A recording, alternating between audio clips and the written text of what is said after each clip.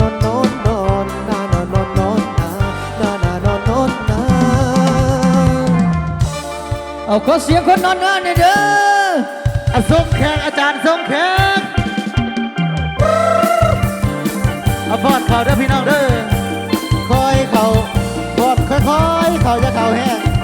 จะได้ว่าที่มีการปิดผ่านขึ้นมาฮิฮิฮิ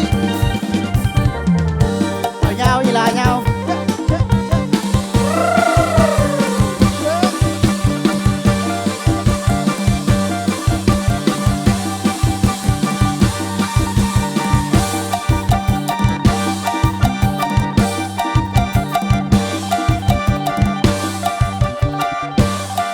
จอดสัตว์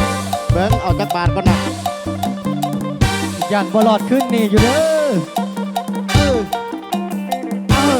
แอวอ่อนอยู่ เอาไปไปให้แน่ เอาคุ้ม สิ เล อย อกแล้วสิออกแล้วสิอ แต่ อก ว่า แล้ว สงสัยว่าตีนมันติดแข็ง เอาสิแล้วเลย